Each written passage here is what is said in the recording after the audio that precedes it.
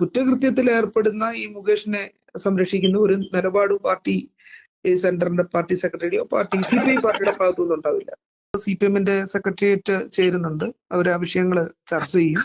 രാഷ്ട്രീയ മേഖലയിൽ ഇപ്പോൾ ഏറ്റവും പ്രധാനപ്പെട്ട ചർച്ചാ വിഷയമായി മുൻപന്തിയിൽ നിൽക്കുന്നത് നടനും MLA-യുമായ മുകേഷിന്റെ രാജിയുമായി ബന്ധപ്പെട്ട വിഷയമാണ്. മുകേഷിന്റെ രാജി പ്രതിപക്ഷ പാർട്ടിയോടൊപ്പം തന്നെ CPI-യും ആവശ്യപ്പെടുന്നു. ധാർമ്മികപരമായ ഉത്തരവാദിത്തമാണ് ആരോപിതനായ MLA ആ സ്ഥാനം രാജിവെക്കുക എന്നുള്ളതാണ്. സത്യം തെളിയുന്നത് വരെ അദ്ദേഹം നിയമവുമായി പോരടിക്കട്ടെ എന്നുള്ളതാണ് CPI-യുടെ പക്ഷം. എന്നാൽ CPM-യുടെ വ്യത്യസ്തമായ നിലപാടാണ് സ്വീകരിച്ചിരിക്കുന്നത്.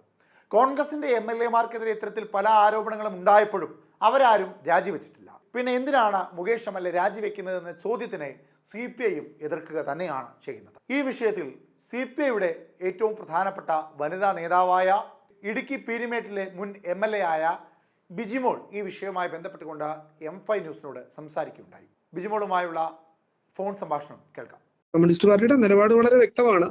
ഈ സിനിമാ രംഗത്ത് നിലനിൽക്കുന്ന അരാജകത്വവുമായി ബന്ധപ്പെട്ട് CPI-ക്ക് വളരെ ശക്തമായിട്ടുള്ള പ്രതിഷേധമുണ്ട്. പാർട്ടി സ്റ്റേറ്റ് സെക്രട്ടറി തന്നെ ഇങ്ങനെയുള്ള കുറ്റകൃത്യങ്ങളിൽ ഏർപ്പെടുന്ന ഒരാളെയും നാളെ അത് ആവർത്തിക്കാതിരിക്കാൻ മാതൃകാപരമായിട്ടുള്ള ശക്തമായ നടപടികൾ ഉണ്ടാകണമെന്ന് കമ്മ്യൂണിസ്റ്റ് പാർട്ടിയുടെ സ്റ്റേറ്റ് എക്സിക്യൂട്ടീവ് ചർച്ച ചെയ്തിട്ടുണ്ട്. സ്റ്റേറ്റ് സെക്രട്ടറി തന്നെ പാർട്ടിയുടെ നിലപാട് അക്കാര്യത്തിൽ വ്യക്തമാക്കിയിട്ടുണ്ട്. പാർട്ടി നിലപാട് എനിക്ക് തോന്നുന്നത് പിന്നെ പാർട്ടി സെക്രട്ടറി ഇന്നലെ എക്സിക്യൂട്ടീവ് കഴിഞ്ഞതിന് ശേഷം പത്രക്കാരോട് തന്നെ ബ്രീഫ് ചെയ്തിട്ടുണ്ട്.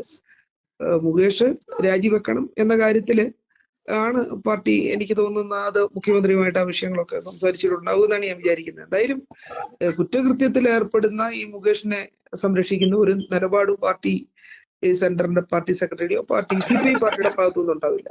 തെരഞ്ഞെടുപ്പ് വിജയവും പരാജയവും ഒക്കെ വരികയും പോവുകയും ഒക്കെ ചെയ്യും. അപ്പൊ അതുകൊണ്ട് ഒരു കുറ്റകൃത്യം ചെയ്ത ആളെ സംരക്ഷിക്കുന്നതിനുള്ള ഉത്തരവാദിത്വമൊന്നും മുന്നണി ഏറ്റെടുക്കുമെന്ന് എനിക്ക് തോന്നുന്നില്ല. കാരണം തെരഞ്ഞെടുപ്പിൽ ജയിക്കാം, പരാജയപ്പെടാം, പക്ഷെ കുറ്റകൃത്യം ചെയ്ത ഒരാളെ സംരക്ഷിക്കുന്നതിന് വേണ്ടി നമുക്ക് അങ്ങനെ ഒരു നിലപാട് നമുക്ക് സ്വീകരിക്കാനും കഴിയില്ല. അതുകൊണ്ട് ജയപരാജയങ്ങളും ഇതുമായിട്ട് അതിനെ കൂട്ടി കണക്ട് ചെയ്ത് വായിക്കേണ്ട കാര്യമില്ല.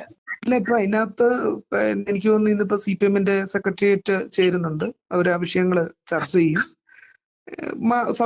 പൊതുസമൂഹത്തിന് ഒരു മാതൃക നൽകുന്ന ഒരു കമ്മ്യൂണിസ്റ്റുകാരുടെ ഒരു ശൈലിയിൽ ഒരു നല്ല നിലപാട് CPM-ന്റെ ഭാഗത്തുനിന്ന് ഉണ്ടാകും എന്ന് തന്നെയാണ് ഞാൻ പ്രതീക്ഷിക്കുന്നത്. ഒറ്റയ്ക്കൊറ്റയ്ക്ക് വന്നിട്ടുള്ള വാർത്ത കമന്റ്സ് ഒഴിച്ചാൽ, ചില നേതാക്കന്മാരുടെ കമന്റ്സ് ഒഴിച്ചാല് അവരുടെ പാർട്ടി സെന്റർ ഈ വിഷയം ചർച്ച ചെയ്തിട്ട് പാർട്ടിയുടെ ഒരു അഭിപ്രായം എന്നുള്ള നിലയിൽ ഇതുവരെ അത്തരം ഒരു അഭിപ്രായം പുറത്തു വന്നിട്ടില്ല. അതിനിപ്പോ ഏതെങ്കിലും കോൺഗ്രസിന്റെ MLA-മാര് രാജിവെച്ചില്ല, അല്ലെ മറ്റ് ഇതുപോലെ കുറ്റകൃത്യം ചെയ്തിട്ടുള്ള MLA-മാര് രാജിവെച്ചില്ല എന്ന് പറയുന്നത് ഒരു കമ്മ്യൂണിസ്റ്റ് ശൈലിയാണെന്ന് ഞാനൊട്ട് വിചാരിക്കുന്നു.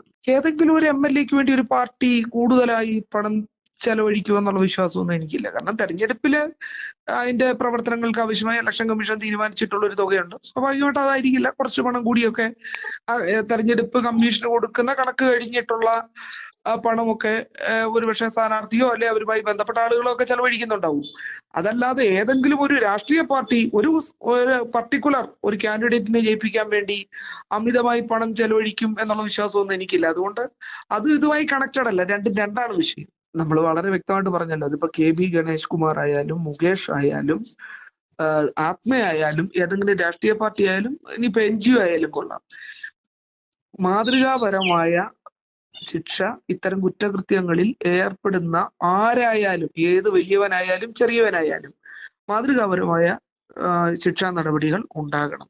ഇപ്പൊ ഞാനൊരു കാര്യം ചോദിക്കട്ടെ, ഇടതുപക്ഷത്തിന്റെ കാലത്താണ് നിയമ കമ്മിറ്റിയെ നിയോഗിച്ചത്.